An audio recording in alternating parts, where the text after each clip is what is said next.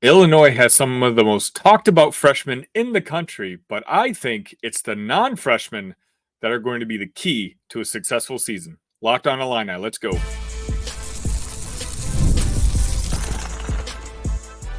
You are Locked On Illini, your daily podcast on the Illinois Fighting Illini. Part of the Locked On Podcast Network, your team every day. Welcome back to Locked On Illini. Thank you for making us your first listen every single day. Simple reminder, we are free and available wherever you get podcasts and on YouTube, a part of the Locked On Podcast Network, your team every day. My name is Sonny Verma. You can find me at IlliniCast. You can find me at the Sonny V. Just a simple reminder, I am here every single day giving you Illini content. So if you would like to support the channel, hit that like button, hit that subscribe button. We got a fun episode for you here today. We're going to be talking about the best non-freshmen on the upcoming Illinois basketball team. Obviously, the freshmen have gotten a lot of the notoriety, and deservedly so, but I think there's a lot of potential key players on this team that are going to be required to play at a high level for Illinois to reach its potential. Also, happy birthday, Josh Whitman. We're going to be talking about Josh Whitman's tenure here with the Illini as athletic director and what he's done great at and what things he may still need to improve on. Today's episode is brought to you by Game Time. Download the Game Time app, create an account, and use code LOCKEDONCollege for $20 off your first purchase. Terms apply. As I said right off the top, to Champaign next season. But today I kind of wanted to talk about the non-freshmen that are going to be on the team next season and who I think is going to be very important to reach the potential of what that team is capable of reaching. And for that, I wanted to bring on my good friend, Austin Burklund. Austin, how are you, sir? Doing well. Good to be back with you, Sonny. I am with IlliniCast with you, and it's going to be great getting back into a regular swing of things once football season starts. But it is the off season. Summer is chaotic for everyone, but we'll get back to that regular schedule. But great episode with Alex last week whenever I couldn't join you. So good stuff there, and looking forward to Illini football and basketball in this newfangled Big Ten. Yeah, you're talking about, I think, 3 weeks away. I think it's officially 3 weeks away at this point. So, yeah, football's right around the corner, and basketball season never stops for Illini fans. And so, let's just go ahead and get started. So, Austin, obviously, Kasparis, Will Riley, like that's all YouTube content creators, the podcast, that's all anyone's really been talking about. But today, I kind of just want to bring on the focus to, some of the other guys who have played college basketball before, who, again, next year's team is going to be relatively young, but it's going to be relying on some of the experience that's going to not necessarily be coming back, but coming back from playing college basketball the years prior. Let's just say, what's the first guy you think that's probably going to be the most important for you to have a good season that's a non-freshman? I mean, obviously, you start out with Kylin Boswell. I mean, he is the guy that's going to stir the drink of all these new guys scoring the basketball. When you think of Will Riley's scoring ability, Kasparis' scoring ability, the lob game to Avicic, it's all going to revolve around Kylin Boswell, making everybody happy, making himself happy with the scoring column as well, and getting back on defense. I think Adam Fletcher will help out a lot and get his toughness re-engaged in college basketball. I know Arizona, that was kind of a struggle point in the last bit of his run there. So I think with Brad Underwood's coaching ability, Adam Fletcher's strength and conditioning, and just a refocused effort of being close to home with family, I think Kylin Boswell is just going to have an unbelievable season, and it's a must to be the calming influence. There's going to be moments against a Michigan State, against a UCLA, that you're going to need a veteran presence because these guys haven't been through these Big Ten battles or these college basketball battles. Kylin brings that NCAA tournament experience as well in making sure that everyone stays calm during those pressure-packed moments that you're going to face. Yeah, I mean, I completely agree with you. He was number one on my list as well. It's funny, if you had asked me this question 2 months ago, I probably would have said Kylin Boswell. You asked me this question today, it's Kylin Boswell, but actually for different reasons. The more I'm watching of Kasparis, the more I think that Kylan's veteran leadership and calming presence is going to be vital for even Jacques Jonas to reach the levels that he's capable of reaching. At least we all hope so. You know, Kasparis, from watching him in these tournaments, he's such a talented player, but because he was playing with guys who really weren't near his talent level, I felt like there was a lot of times he tried to do too much, whether it's during the game or in particular if the game was close at the end, he would try to force up shots.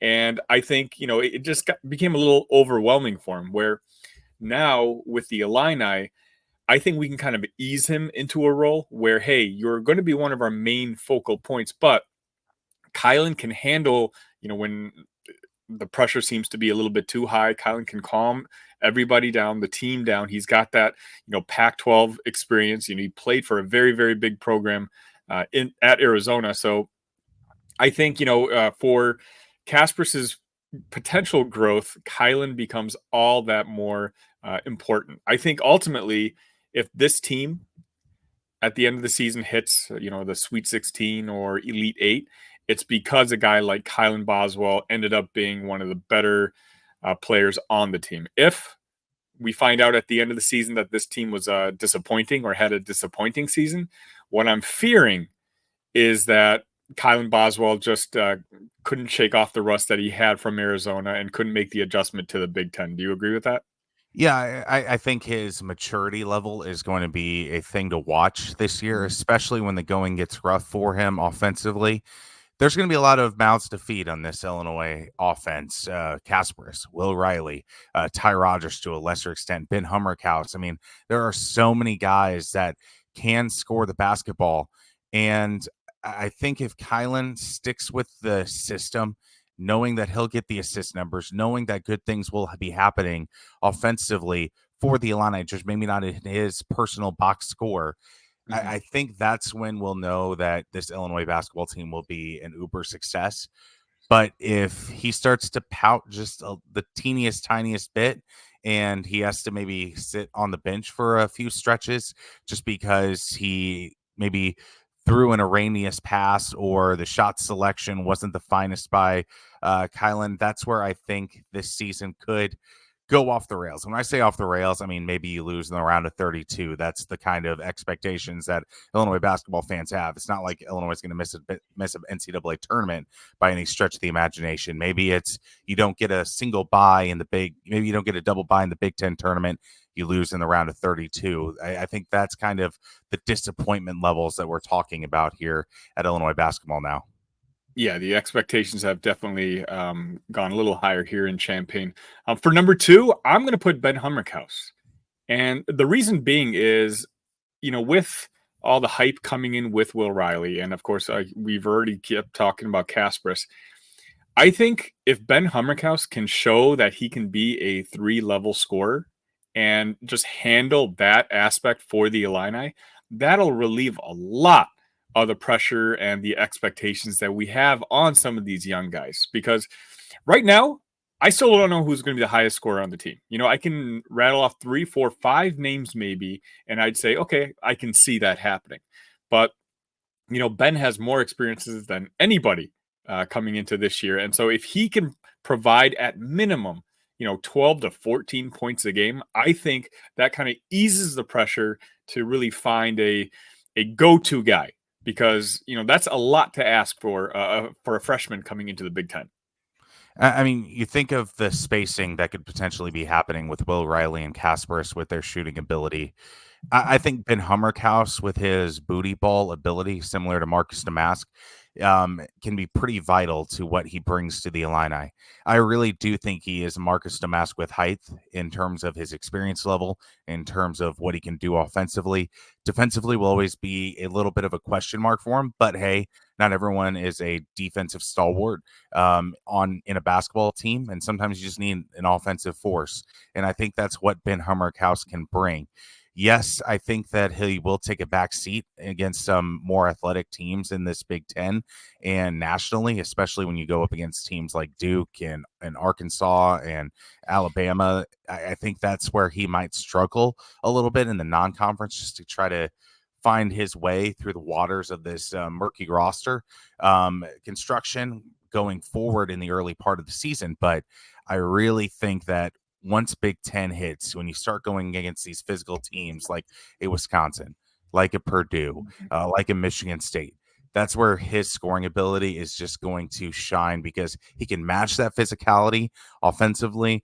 Plus, he's a 3-level scorer, both in the post, in the mid range, and then he can shoot the three a little bit. So I think that's where this is going to be a very vital piece for the Illini offensively.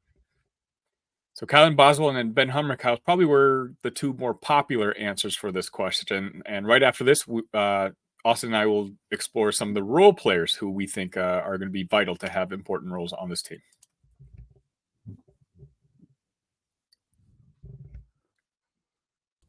Baseball season is winding down. You have about a month and a half to catch your favorite team in your favorite stadium. And should you decide to look for tickets, use the Game Time app. Game Time is an authorized ticket marketplace of Major League Baseball, which makes getting tickets faster and easier. Prices on the Game Time app actually go down the closer it gets to the first pitch.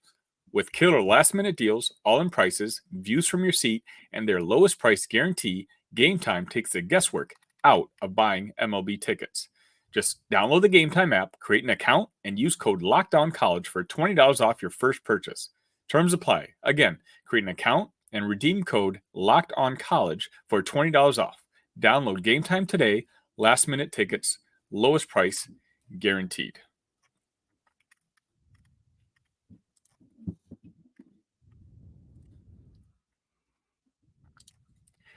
All right, Austin, we got Ben Humrichous out of the way. We got Kylan Boswell out of the way. Who's one of the other guys on the team that you think is going to be important for Illinois to reach their ceiling this year?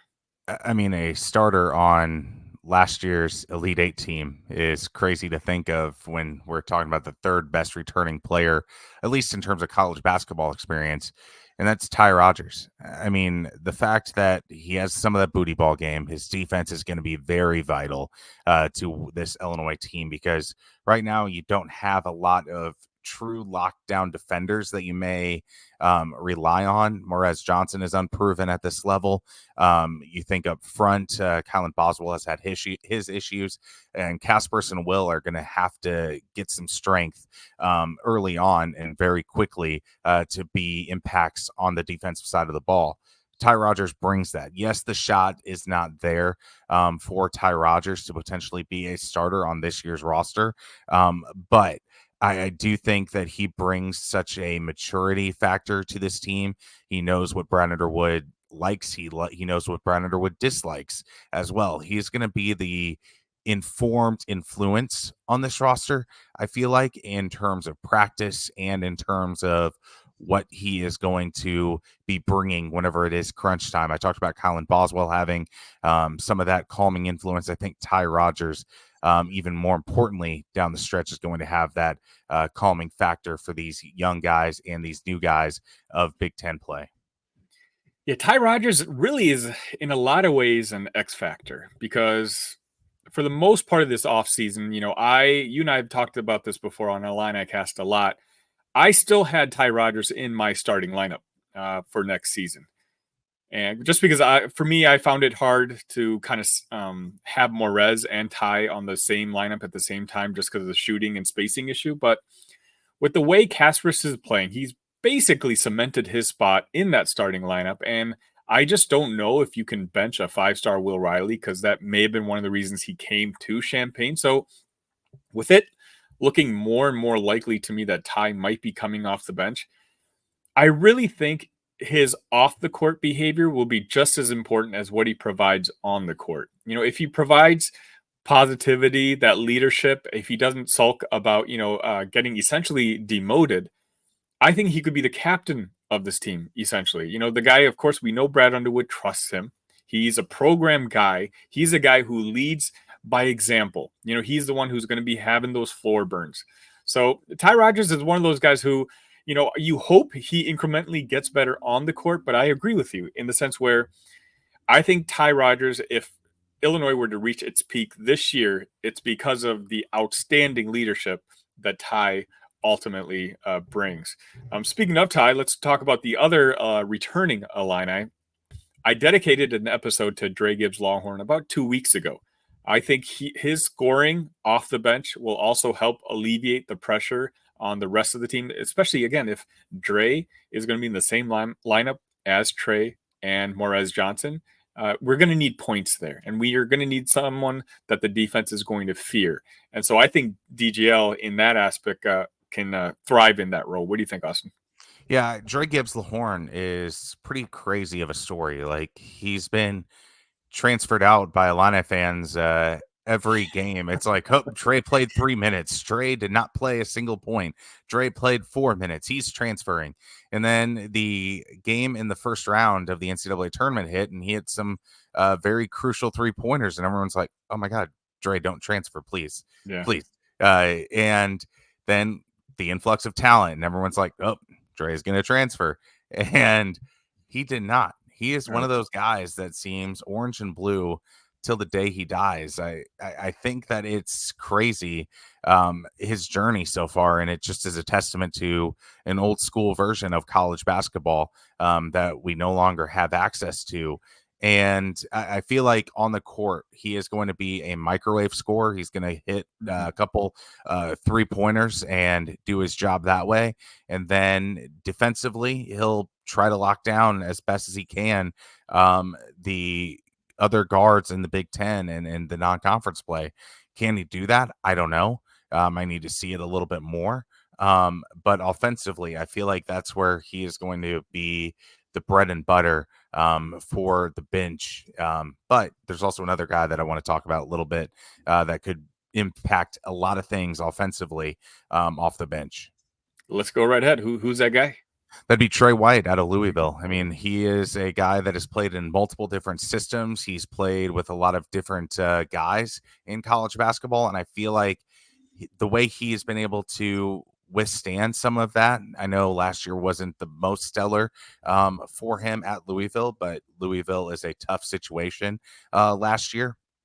But I think Trey White at 6'7", 200 pounds, I think that it will allow him to be a driver. And that's something that the Illini don't really have. Terrence Shannon was the guy that drove through a defense, hit the nasty dunk. I think that Trey White at least will be able to drive and get to the rim and play a little bit above the rim. He's not going to slam the ball with such force like TSJ, but at least there'll be a factor in that. And I feel like some of the guys that we do have, Kasparis doesn't have that above the rim caliber.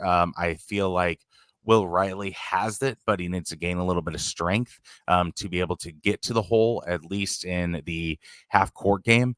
So I think Trey White blends a little bit of that all together, and he can really score in all facets for the Illini off the bench. Yeah, I think Trey White is the most overlooked player on this roster right now. He committed to us. I think he was a second transfer of the offseason. I think Jake Davis was first, and then Trey White committed shortly thereafter as a transfer player. And I just think that he kind of got lost in the hype of the, just not just the 5 stars and Caspers that have committed, but even, some of the more blue chip prospects that have been visiting campus as of late. Kylin Boswell, obviously former 5-star player, comes back home to play in Champaign. But if you listen to those who are in the know with the basketball program, they're very high on Trey White, and they think that he's going to have a very big impact on the basketball team next season. And that's why I also like to bring up his name at least once a week, just to the casual, everyday fan, just because he's a name that's being mentioned a lot, and I think he's a name that more people need to pay attention to. Before we wrap it up, Jake Davis, I don't think he's going to be playing all that much this year. Do you?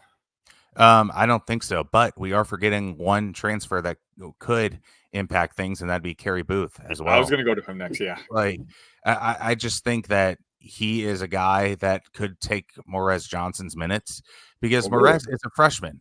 where, Yeah. yes, the rebounding is stellar. We saw it on Team USA that he was a great force in international basketball, but Carey has been around the block in college basketball. He played in a tough league in the ACC as a member of the Notre Dame Fighting Irish. So Mhm. I think that's a guy, if he is doing some good things in terms of rebounding, I think that could impact Brad Underwood to be like, you know what, Carey Booth is going to be our seventh man in terms of the roster, second man off the bench in terms of front court players. So he does come from a good lineage.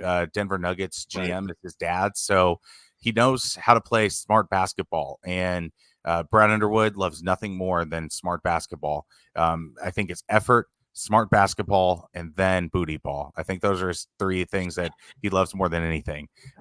So I think Carey Booth is going to be a decently played minutes guy for the Illini. Yeah, I'm not sure where I stand on that. I do think Carey Booth will have a role on this Illini team. I just don't know how much it's going to be next year, just between Avicic, Morez Johnson, Humrichous. I don't know how many minutes are there for a big necessarily. Carey Booth is a guy who obviously former four-star prospect. I think a year of working with one of the best big man developers in the country, like Orlando Antigua, is going to do wonders for him. And I genuinely believe that in the following season, Carey Booth is going to be one of the more significant contributors to this Illini basketball team. But maybe I'm just too infatuated by Morez Johnson, and everything I watched of him over this offseason. And of course, we've all been following him over the last couple of years. I just find it hard to believe that anyone's going to I actually think Morez may eventually take over Avicic's role as the starter of the Illini basketball team. So for me, it's going to be hard for me to see Carey take Morez's minutes.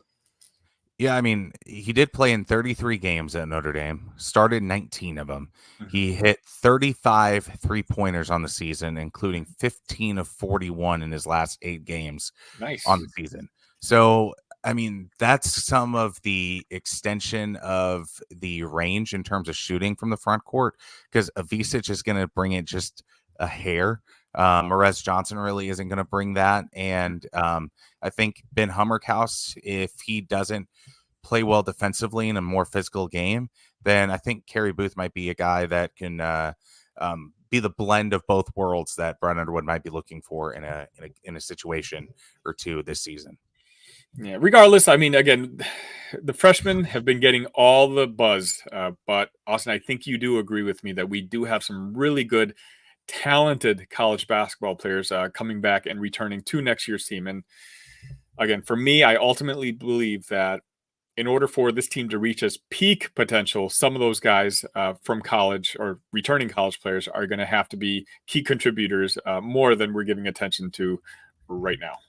I mean, at this point, I just got to laugh with the depth that Illinois basketball has when you're talking about Carey Booth might not even be getting that many minutes. Like when some Big Ten teams would just be so infatuated with him being a starter. It's just wild. What a world of college basketball we're living in. Thank you for making Locked On Illini your first listen of the day. For your second listen, enjoy the Locked On College Football Podcast. Spencer McLaughlin gets you ready for an exciting season on the gridiron with discussion on the upcoming season and the ever-changing landscape of college athletics, including conference realignment, the transfer portal, NIL, new college football expanded playoffs, and more.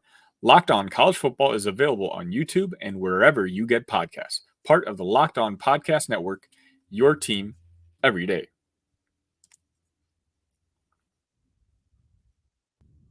All right, welcome back. Austin, again, before we get any further, can you let the folks know once again where to find you online?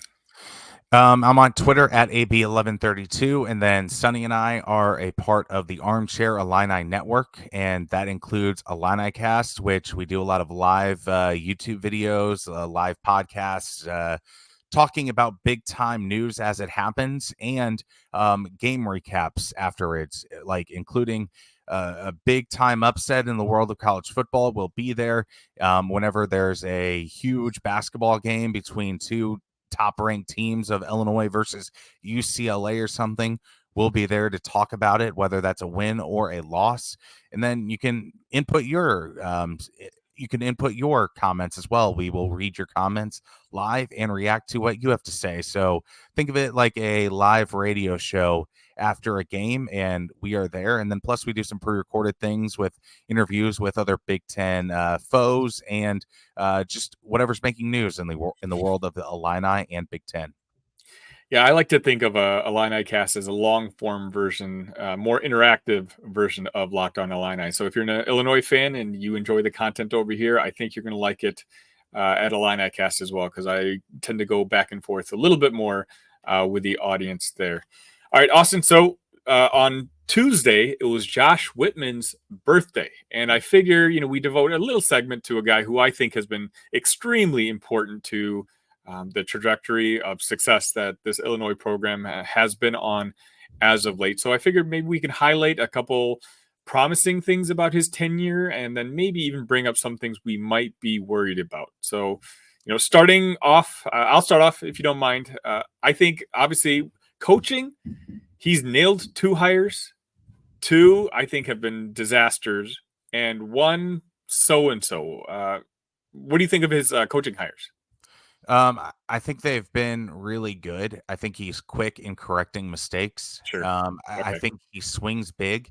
And sometimes whenever you swing big, you miss. Ask Javi Baez what his thoughts are on that. And I think Josh obviously hits at a higher clip than Javi Baez. But I mean, you think of who he stole. He stole from T. Boone Pickens of Oklahoma State and all the resources that they have and grabbed Brad Underwood. He got a NFL head coach in Lovie Smith that everyone was shocked that he was able to land. It didn't work out fully, but he did make a bowl game with Lovie. Then he gets Brett Bielema, who is a guy that has won Big Ten championships in Wisconsin. And I think nailing those, and then even some of the Olympic sports. I mean, you look at track and field, like he stole Georgia's coach to come to Illinois in Kai Prino. I think that's absolutely huge of what Josh Whitman is able to utilize these Big Ten money resources for. And so that's why I really appreciate what he's been able to do in terms of coaching hires, is that he swings big and he's not afraid to make bold action when it needs to happen. Yeah, it all ultimately didn't work out with Lovie Smith and Nancy Faye, but Shauna Green looks like a complete home run of a hire. And we're at the point now where I'm worried that better women's programs out there might decide to poach Shauna Green from Champaign. So, I guess this can lead to our next point. The other thing that Josh Whitman's very good at, seemingly in his tenure here, is raising money. He's brought in a lot of money, and he's got a very good relationship with some of the top donors at the University of Illinois. And I consider that one of, if not his best feature since he's been here, because some of his predecessors were not very good at it. Yeah, I was going to say strategic resource management is another big positive of Josh Whitman. He's able to know when a family is so involved in softball, that money is going to go to softball, and how are we going to use it to the best of the Illini's ability. And then whenever it comes to NIL, he's been at the forefront of all these changes and not alienating any of the current donors that he has. Right. He's been able to allocate those to NIL, some of those to the iFund, some of those to major facility upgrades. I mean, the ability of him to make everybody happy in terms of donors, that is such a tough job. And I have not heard a single story of donors being like, oh man, Josh Whitman really screwed up on this here. Like it just feels like he's great at manipulating those relationships in the most positive sense, both in the donor's perspective and the Illini's perspective. Austin Burklund, the best voice in all of podcast land. Austin, thank you so much for joining me today. Thank you, Sonny.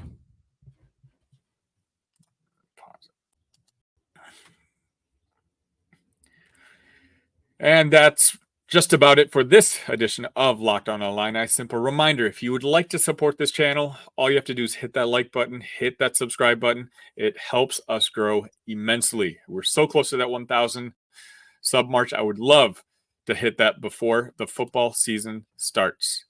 Thank you for making us your first listen today. Now go check out the Locked On College Football podcast. From NIL deals to never-ending conference realignment rumors, Spencer McLaughlin gets you ready for an exciting season on the gridiron. You can find the link to Locked On College Football in the description, so you don't need to search. Part of the Locked On Podcast Network, your team every day. I have a special episode for you guys tomorrow, one that I think is going to make a lot of you guys disagree with me, and hopefully not too upset. But I spent a lot of work on it. I did a lot of thinking on it. Until then, you guys stay safe. ILL. Love you guys.